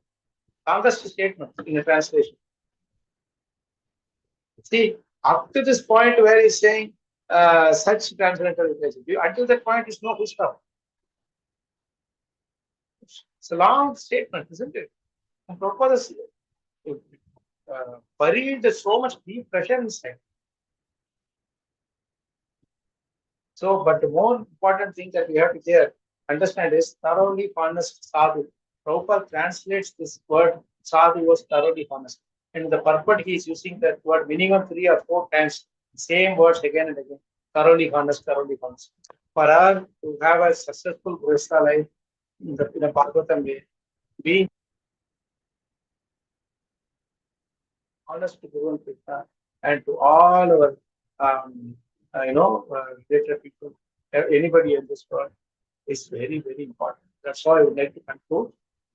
There's so much to talk, but I would like to stop here because time is also of the essence. I know we started late, and so we took some time to complete also. So I think somebody asked a question towards the end. Can you please elaborate waiting room consciousness again? I think Abhishek Prabhu was asking. See, waiting room, it's like, Dharmashala. You go to Dharmashala, you don't be too much worried about why this person is here, why that person is here, why this room is here, why fan is not working. Just go, you lie down and you get up and you go, right? Take snan and whatever is there, just get up. Like that in this world also, we should not get too much attached to only with this person I will live, that person I don't like, this person I like, why he's going, I like why this person is going, why I don't like that person, why he's coming. These kind of things we don't have to because whole life is temporary. So the waiting room consciousness, in other words, means understanding the temporary nature of this world and adjusting to that situation. When we realize it and accept it fully, then we will not be attached too much to anybody, or we will not be hating too much also to anybody, isn't it? So we will adjust basically. Situation just 1 or 2 hours. Say I expand it a little bit, 1 week more. Let them just get, let them just do like that. So that way our mind will not be disturbed. The whole idea is to bring the mind to come near Bhagavatam and chanting beats and somehow or other take pleasure of associating.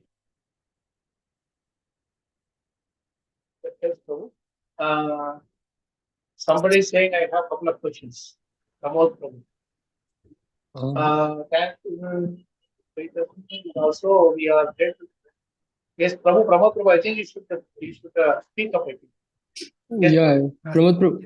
Yes, thank you very much, Prabhu. Yeah, I wasn't able to unmute it. First of all, thank you very much, Prabhu, for this giving insights on the Bhagavatam lifestyle. And yeah, recently we got to hear about Mahavishnu Maharaj new also in when we were in Nashik recently. Prabhu, I had a question regarding the third point in your which you said in the Bhagavatam lifestyle, which was about doing the prescribed duties. Like especially you had mentioned that if you're getting a salary of 50 rupees and you should work like as if each output should be like 100 rupees. But we also probably hear that because whatever work we are doing, it's do whatever the needful is there, and then remaining time you can give to your Krishna consciousness. Like Sri Prabhupada says, 8 hours of work. And nowadays, whatever, the work and the age which we are living, if like if somebody is getting the 50 rupees salary and working for like 100 rupees, it, it, it, it looks like it's impractical, Prabhu. Could you please clarify about this? My question sorry, was, Prabhu, what is that last part you said? could you please? Yeah, I was saying that in 50 rupees salary, you work like 100 rupees. Basically, what I'm understanding is work more, work honestly, put your full efforts. But we also hear that, 8 hours of work and do the needful. Prabhu, we were unable to hear you. Hare Krishna. Yeah, do the needful 8 hours of work and then, the thing is, this verse, that particular statement does not mean you work long hours. It means that you put in maximum full focus in your work, that you get the work done much earlier. Like 4 hours work, if you get it done in 2 hours, the boss will be pleased. Right? So the boss doesn't want to see you in the office all the time. Boss says, as long as you can get the job done to the best of your ability and satisfy the customer, satisfy your stakeholders, finished. There's no need to worry about it. There's no point in working for 15 hours and still being unsatisfied. That is when you get feel dissatisfied. But you be very assertive. Don't compromise on your time, on your sadhana, or your study and all that. That is your personal thing. And they are giving you some salary. You have to do for that. Don't see that, hey, that person is getting more salary and less work. I'm getting less salary and he's dumping so much work on me. That's why I said don't compare. But for whatever work, money that is given to you, you do the work. You have every right to ask the manager that you are giving me less salary, you give me more salary. For this job, it requires more. You can say that. But don't say that if you don't give me money, I will not work on it. Suppose you say that you are really in need of money and this person is really cheating you. You can go to some other work and get more money. But be honest to fulfill the responsibilities that is given to you. Right? Don't just work for the money, but work for the opportunities that is given to you. That's where Maharaj said, love your work like you love Krishna. Are you going to stop going to the gym? You will go on that time. Right? Do not give it up. Yeah, So, thank you. and one of the reasons Maharaj said why you have to work for, as if you are working for 100 rupees, even if you are giving 50 rupees salary, is that Maharaj said, this 50 rupees work is for the current karma, the current work that you are doing. Okay. By Krishna says in the Bhagavad Gita, no, karma jyayo hi akarmana. By doing that activity only, you will get rid of that activity. Correct? So if you are given a work to do, if you finish it, they are saying that you will finish by 5 o'clock. You get it done by 3 o'clock, then you don't have to touch it again. I mean to say, to the satisfaction of the manager, boss, whatever. But if you just do a hard-spot work saying that hey, I have an evening book distribution service to go, or I have a Bhagavatam class to go, it's not thoroughly honest. Right. Right? So you just do something and the manager will shout at you. What thing you are doing? I asked you to do one thing and you do something else. Correct? So it's about doing the work with full focus and honesty, not the number of hours you are working. Right. So what I said Got about the remaining extra 50 rupees what you are doing, he said that there's a lot of karma you did for which you need to do it properly, do it with this consciousness. So to get rid of the result reactions of those karmas, you have to do this extra 50. Right? Before becoming devotee, you would have done so much karma, no? With a lot of fruity mentality. So how do you get rid of those reactions? By doing extra thing, right? Like suppose somebody is coming and doing some work for you and he didn't do the job properly, then you show displeasure. For what he will do? Okay, sir, next work I will do free of cost. Right?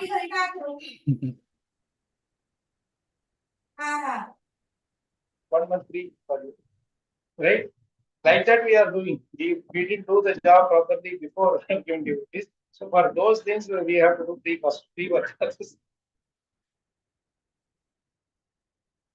In other words, Prabhu, this actually keeps us very happy and satisfied.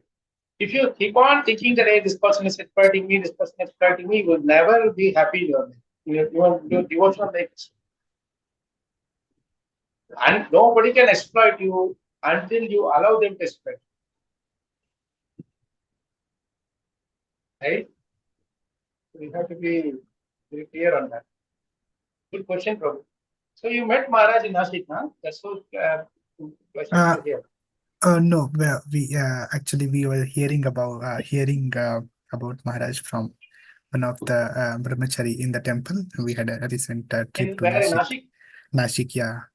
Lokesh, I'm not remember the exact name of the devotee, but he was sharing. I And then remember when I used to serve Maharaj in Nashik, some of the brahmacharis would come and hear from Maharaj. Maharaj lived in a separate ashram. They would come from the temple to the ashram, and I would be there for serving Maharaj. They would come. Even now, I met a few of them. They are still remembering this. yeah, right. Yeah. Thank you, Prabhu. Yeah, it was very inspiring. Thank you very much. Hare Krishna. I mean, please forgive me. I just No. there are many things Maharaj told us about the ashram. In fact, the famous thing that Radhesham Prabhu said, that Maharaj said, you be married to Bhagavatam. Right. So Maharaj said that to one couple also, when they got married and when they came for initiation, Maharaj said, both of you should be married to Bhagavatam first, and then when the Maharaj told to the Prabhuji that Bhagavatam is her first wife, this is her second wife. And Mataji also said, he said, both of you, if you are married to Bhagavatam, you will never leave your marriage. So that's how it is. There are many things Maharaj said about marriage. So it is, I mean, being married to Bhagavatam means being married to a wife means whatever it may be, you will be sticking with them. So Bhagavatam also, you don't leave, that's all. Once married, finished. No more. So many things Maharaj said. I will share that one slide with you all. And now some messages here. How to get over the bad marriage examples we have seen. Like if it's too much and we cannot help but be scared. See, Prabhu's actually this, I think some others are also there. Prabhu's, I think, wanted to say Prabhu's are not. Anyway, so this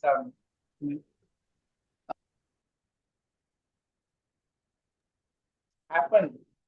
We have certain things are beyond our control. The major part is our mind playing its role, and some part of it is like it depends on how our destiny takes us also. Karma and destiny takes us also. So just because one person's family life is disturbed doesn't mean that ours should also be disturbed by that. Like we generally get scared like that, but it's not needed to be scared so much that way. Because one thing is very important, that none of us are perfect. Everybody has some imperfection in our life, and everybody's life is different also, right? It cannot be the same for everyone. So we should not take too much inspiration. Like this also is a problem. That suppose you like somebody, some problem is there, and they separate. Then it becomes easy for me to think that hey, my inspiration got separated, so nothing wrong with I also get separated. This is not the way. Your life is different, their life is different, right? Yeah. Dharma eko api, what is that? Gachanti yavalo market. Eko dharma takes dharma alone. Eka jiva. Jiva, it takes his dharma alone and is eka prasuyate chantu, eka pradiyate. Eko anubhute sukritam, eka duskritam. Alone we came to this world, alone we will leave from this world. Right? Eko anubhute sukritam. Alone you have to enjoy your past good karmas, alone you have to suffer your past bad karmas. So we cannot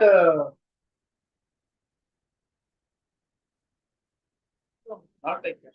You please, Prabhupada writes beautifully in that 1.15.50, 1.15.50. That purport is best purport. Prabhupada talks about how we have to fly our own airplane. Everybody has to fly their own airplane to the air. Right? So it is very important. And one other thing Maharaj always said is that be loving to your family. You are loving to everybody else, some Tom, Dick and Harry, some new people and all, you are showing your love, running around to help them. But what's the problem in loving your own husband or wife? What is the problem in loving your own children or parents? They are not.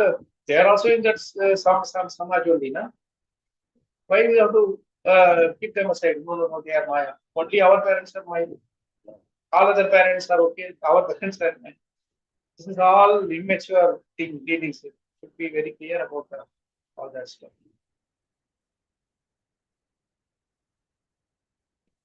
Naturally, be loving, be caring. Don't have so many things that don't always approach anything with the falashruti. Even approaching some activity, saying that hey, if I do this activity, I will become a good devotee, I will become a great devotee. That is also phala hetu. Irrespective of whether you be called a devotee or identified as a devotee or not, whatever, you just keep doing your seva. It is on our side, it is too much of these complications are coming up. Just be simple. Go to the temple. Don't expect anybody to come and glorify you. Just go to the temple. We are going to the temple for glorifying Krishna, not for getting our own benefits. Right?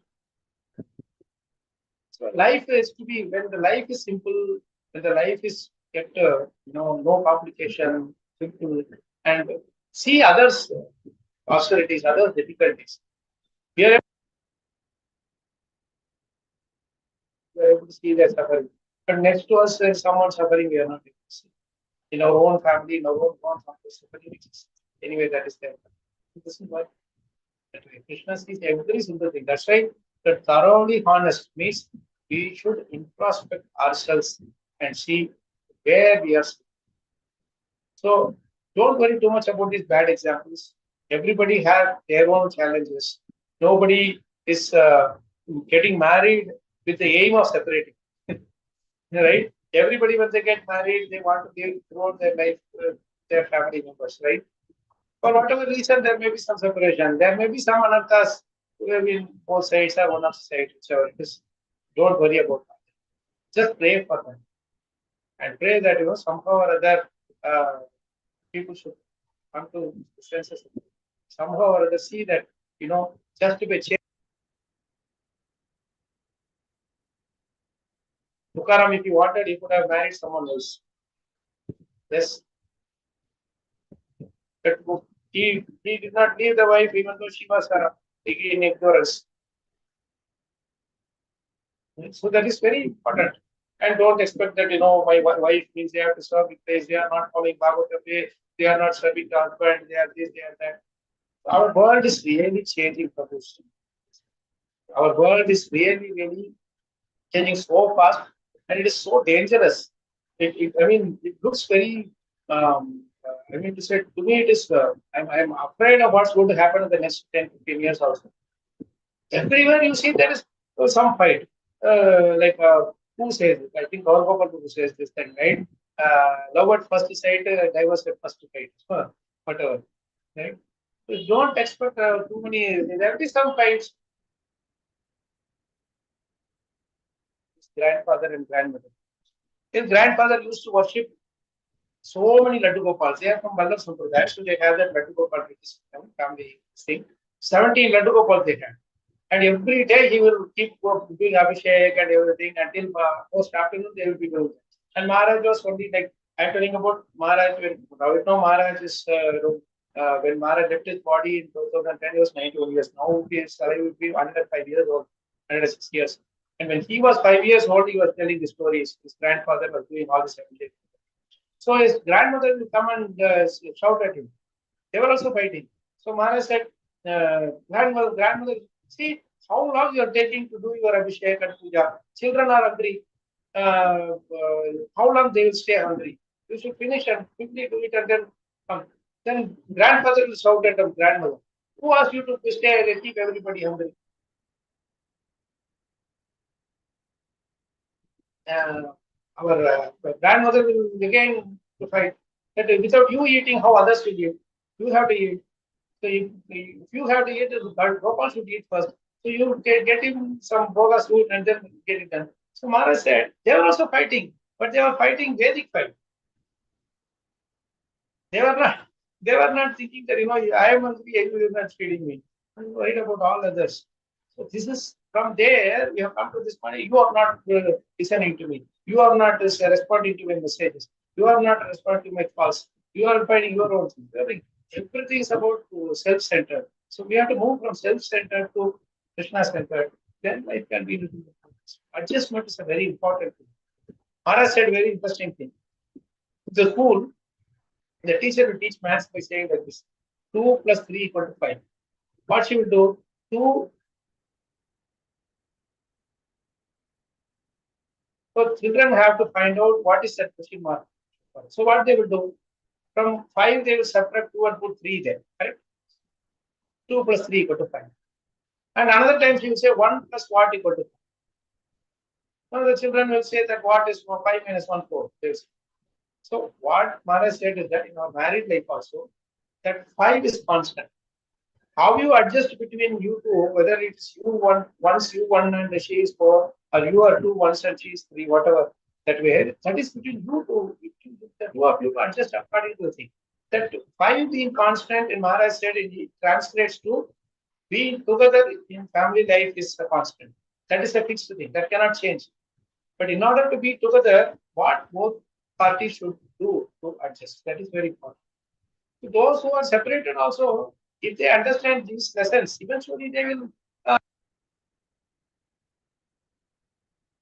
who knows, this divorces and separations and all, it is just done in a piece of paper by the law.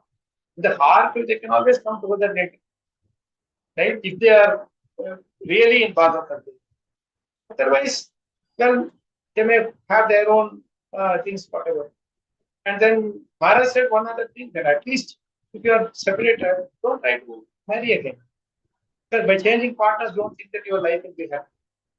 So these are some of the things. But Maharaj is from that age, and he expected us to, especially Prabhupada also, they were, Maharaj used to say that in my age, when I was 5, 6 years old also at the time, when my father and mother, when they walk in the street and suppose in the village, if some husband is telling to wife or wife is telling to husband that they will divorce you, then they will come back home and they will take a snan. That contaminated them. This is the purity with which 100 years ago they were there. Right? So life is changing also. Nowadays it's like it's no problem at all. Because we are almost more and more westernized. We are more and more going towards that culture. And we don't know. Honestly speaking, it's a very precarious situation we are keeping ourselves in by following more and more of this Western lifestyle. It doesn't matter. The other person has done a mistake and I am right, but still if they are calling, they are right and I am wrong. It's okay. If that is what it is, let them do. So to some adjustments, if we can do little bit here, then we can be doing whatever way it is. At least the children will have the real father and mother. Maharaj used to say this very, very important statement, very dangerous thing it is. If it is not followed. Maharaj said, for you, it is a husband or a wife. But for the child, tomorrow you remove this father and bring some other father. For you, the husband may be changed. But for the child will not see that father as the father. For the child, the other person only is the father. It's how it can be worked out. Maharaj, that's why he said, at least be real father and mother to your children. It's a very strong statement. Many such things are there, but we have to somehow or other come to the Bhagavatam. For some reason, beyond our control, if something breaks also, let's not complicate the material life too much. Whatever is it is, let it be so that one bad experience, let it finish. Let's continue. Be more attached to Bhagavatam. Be more attached to Guru. Somewhere Krishna will reveal something. Does that help?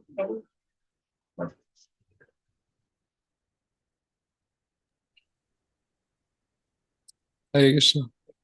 Yes, bro. Thank you very much, Prabhuji. It was very elaborate. There's so much to talk, but I'm not. That we Sorry have about personally that. experienced every time. Like even today's talk, also you mentioned you had a lot more to share, but 2 hours were also not sufficient.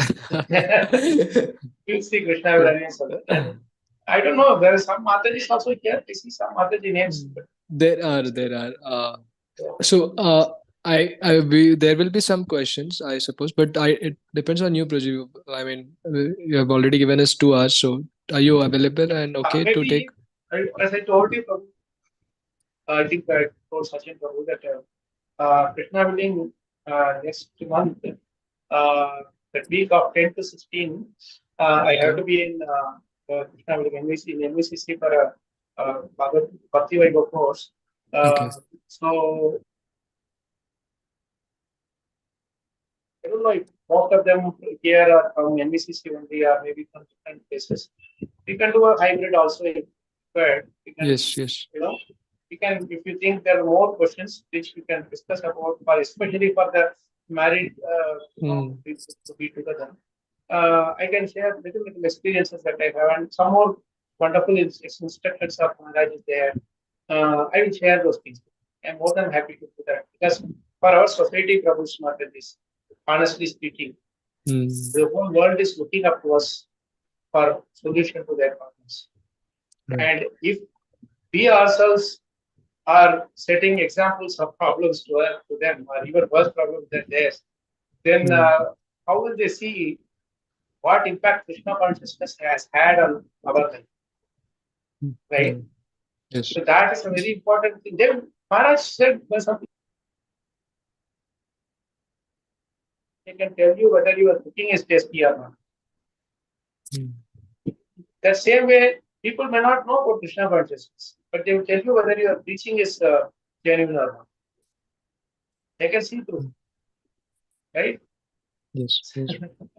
So, whatever it is, I will stop here. I have another call to take also. But as I told you, we will discuss about it and maybe you can fix some timing when possible. I have my office work also during that time, but you can have an evening or some other slot. If it is okay for everyone, we can have a you can have a continuity of this if you are. Sure, Prajay. I think Start here. there is, yeah. Thank you. Thank you so much, Prajay. There's always a pleasure to hear from you, especially I mean, Bhagavatam is like, representative of both Rasa and Tattva, and you are like perfectly represent. There's a lot. It's pleasure and enlightenment also to hear from you. So, thank you, bro. All And glories to our Guru Maharajas and Srila Prabhupada and all Acharyas. It's all there. See that is for you. Thank you so much. Jai. Thank you, Prabhuji. Hare Krishna. Thanks to all devotees. Hare Krishna. Thank you so much.